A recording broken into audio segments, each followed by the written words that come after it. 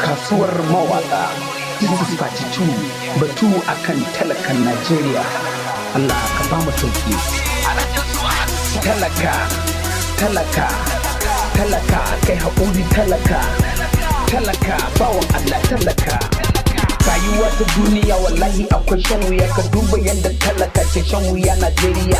An hana shi duk abin da za ya zauna lafiya, ko ina kashe shi yau ake dare da safiya. Ɗan uwan mu sun zamo ya mujiya a duniya, ana kashe su ko ina suna gudu a duniya. Ba abinci ba kuɗi a gwamnatin Buhariya, waɗansu na yabo kawai saboda wasu shamiya. Ɗan Buhariya, ɗan Buhariya, ɗan Buhariya, kai ɗan Buhariya, ɗan Buhariya, ɗan Buhariya.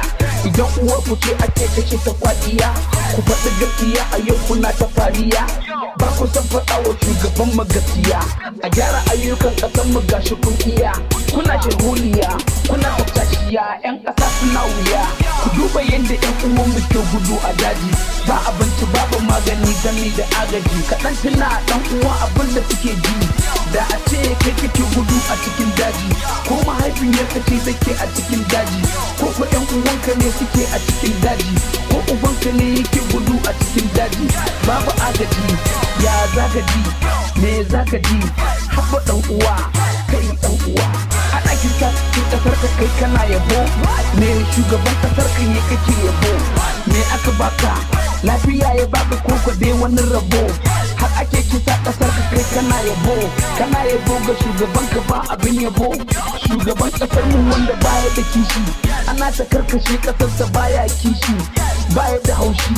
Da a ce 'yan uwansa ne ake kisa, ko a ce 'ya'yansa ne ake kisa, ko a ce matarsa ne ake kisa, ko hadamansa ko dukiyarsa, zaka ji ko za ya yi batu akan ƙasa. Fata na ga wanda ke yabo akan Buhari, Allah ta gare shi 'yan ta'adda sai hari, ya ɗan da ɗan abin da al'umma suke fari. Sassu zai bari, ya basu zai bari, gobe ya faɗa wa 'yan uwansa 'yan gari. Talaka, talaka, talaka, bawan Allah talaka. Talaka kai haƙuri talaka, talaka kai haƙuri talaka, talaka bawan Allah talaka. Alhaji Suwa, kasuwar mawaka.